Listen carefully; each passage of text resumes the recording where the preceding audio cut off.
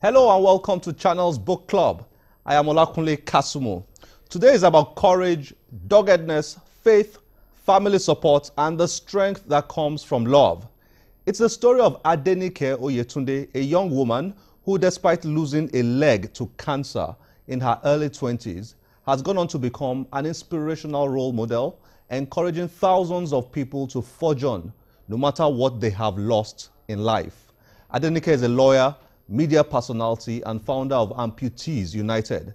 At an event recently hosted in Lagos, Adenike publicly launched her memoir titled Adenike, which chronicles her life leading up to the amputation of her right leg and after then. But Adenike's book is much more than the loss of a leg. It's about parental love, the power of dreams, the importance of people, and the opportunities life often veils with challenges. Adenike joins us on the show today to explore her book and share some of the experiences revealed in it. Enjoy this. Adenike, nice to have you on Channel's Book Club. Thank you so much, Kunle, for having me. Really nice to meet you. Thank you. Really nice to meet you. Adenike, her story, your movie, His Glory. This is basically about your story. It's a memoir. Yes. And I found it captivating, inspiring, and at times depressing because I mean your experiences you shared there at times were so heavy, you know. But the good thing is they always led to an inspirational moment, you know, or inspirational moments now and then. So it's a book I thoroughly enjoyed reading. Well done. Wow, thank you so much. Yeah, but one thing that stands out about this book is your openness, really sharing your story. And it's as if while reading it, I felt like you didn't hold back. You wanted to tell it all, you know. Why did you do that? For me, you know, the year preceding my eventual decision to do this, I had read a lot of autobiographies. And one thing that stood out the most for me in all of them, every single one of them, was the fact that all the writers and authors had written openly about different experiences at different points in their lives. And I didn't see a reason why I would decide to write a story of that nature and also hold back on certain things. I genuinely did hold back on a few things for, you know, decisions that I think are best. Because it's one thing to want to share and then start to hurt other people. And I had to also factor that in. But holistically, I decided that if I would write, I would rather just share everything I want to share.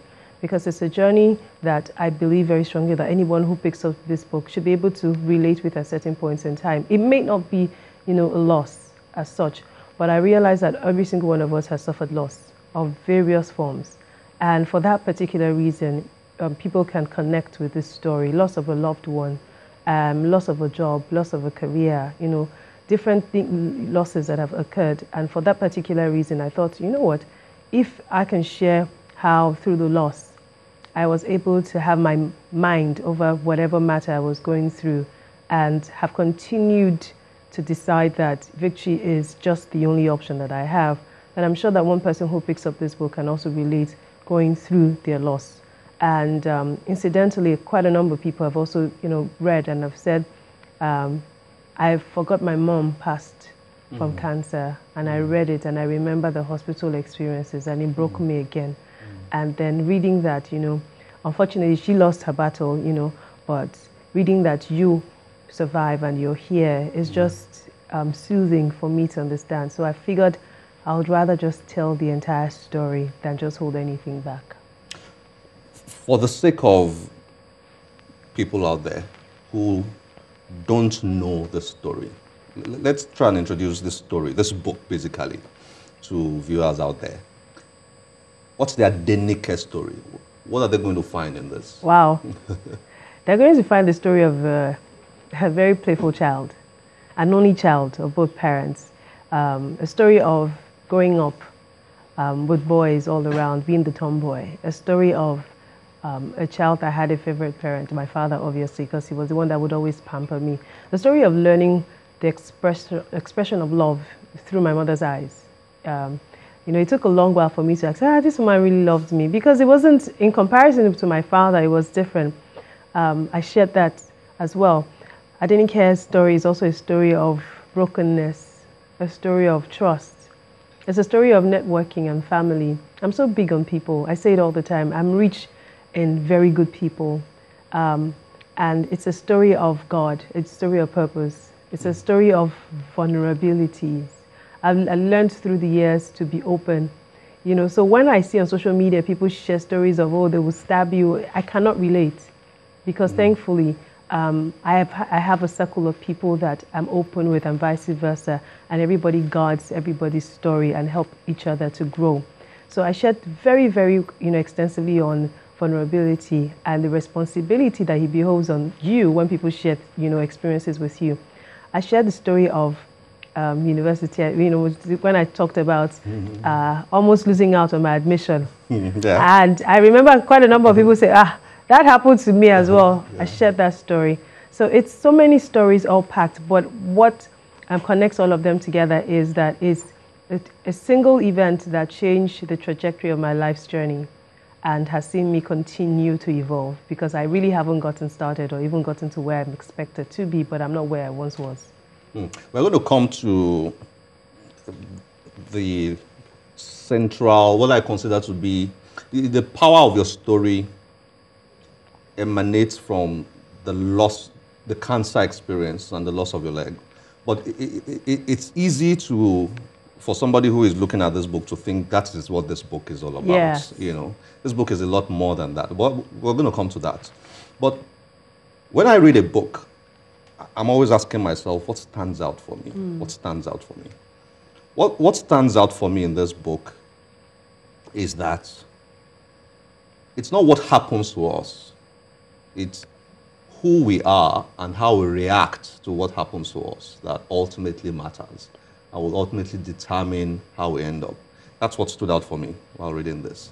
You had such a challenging experience, but what determined your outcome, or what is determining your outcome, is who you had become as a person, which was as a result of your parents, the influences of your parents, friends, backgrounds, and all that, your faith in God and all those things. So tell me a bit about that. Did I hit the nail on the head there, or you rather pick something else? You said it, I don't think I'd have said it any better. And I think I would always give credit to my parents. And I would also tell people that I believe very strongly that my personality also did have a lot to do with this, because by nature I'm an excited person. I am not melancholic. I'm just always so excited. I want to have fun. So I think that also fueled my journey. Just maybe if I was always the introverted person, maybe it would have been different. Such that when people had come to see me at the hospital, come all fallen and sad, and they would go excited, I would make everyone laugh. I wasn't doing it because I wanted to. It was just a core of who I was and who I am. And for that particular reason, I also strongly believe that my childhood, my father would always tell me there was nothing I couldn't do, absolutely nothing. Like, there was the first person who told me that I am beautiful was my father. So even after losing my limb, I didn't need a man to tell me that. I didn't need any man to confirm to me that I was still beautiful, regardless of my limb loss. I had gotten the sense of my identity, which is what made it easier for me as a person to relate to God the Father, because my earthly relationship with my father was seamless. Howbeit, of course, we had our own, here and there, but it was so seamless that I understood what it meant to have a father's love. I understood what it meant to have approval and, to get the push from a father, such that even through the pain, when I couldn't express myself, when I didn't understand why I would be the one to have cancer, when I didn't know what the doctors were saying, I looked at my father to give me an answer, to give me something up, different from what the doctors were saying, and there he was crying, and it broke me. That part was really, that part was moving. And it broke me, and I was like, this is the one person who had all the answers in the world, and here he was without any answer. So I loved that he showed his vulnerable self. I did love it. But what it did to me that I did not know was that it made me build a shell where I was so strong. So when I needed to break, I didn't know when to. So it took years for the reality of the amputation to sink in. I'd like to meet your parents. They're superstars. I mean, people are going to read this and feel jealous. My friend said, your dad is the MVP of this book. I said, I'm my mom. Yes. I don't want wahala. I mean, it's and the part where after the amputation, he said he saw, when he saw oh, yes. your right leg yes. that had been cut off, and he saw how heavy it was. When I read that part, I just put the book down. I wow. said, "Oh my goodness!" Wow. He said he didn't know that you had. He didn't really know what you were going through until that moment. I remember very well. It was after the surgery, and I could barely mutter words. So only a few words. I had seen a friend and his family, and I just muttered, "Where's my dad?" And my dad came and he was crying. And the only reason why he was crying was all he was saying was, "I'm sorry." Because he didn't understand how, prior to the amputation, they were always dressing the limb, and the nurses would say, turn, and I'll start crying, I can't move, I can't move. One day my father snapped, what do you mean you can't move? Just lift. I said, I cannot move it. So when they handed it to my uncle, every single one of them broke. Because they didn't understand how heavy it was and, the depth of what it was I had been carrying for such a long time. And it was a decision I had to make by myself, which I'm very thankful to my parents for. And I'm also glad to God that I didn't lose my life trying to get to that space where I was ready for the amputation. So I needed to say by myself, this is the end, let's do it. And until I got there, my family and friends did everything humanly possible, every single thing to make sure that they gave me the push that I needed to get to that place. So this story for me is also a story of family. It is a story of family. It's a story of many things, really. Okay, look at another angle I saw there. When you were battling with the cancer problem, and you had to go to different people and different places to find solution, I began to think about the kind of society we live in, religion, superstition, and all that. And I said to myself, this young lady here, she seems, this is the first time I'm meeting Adenike. Sure. She seems so smart, so intelligent, and the parents too. And yet there was they yielded to the pressures because the problem was enormous. Yes.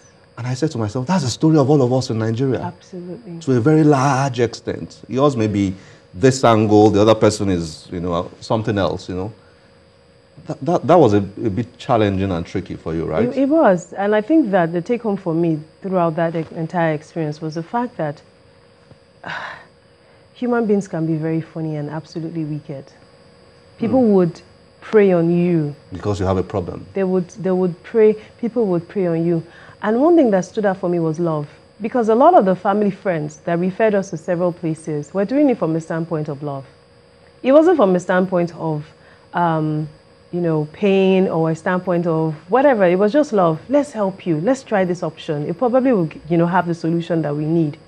So much so that at the point we got to one particular place, I told my dad, I said, this is it. This is the end. If we don't turn back from this point, we are going to get ourselves neck deep in more chaos.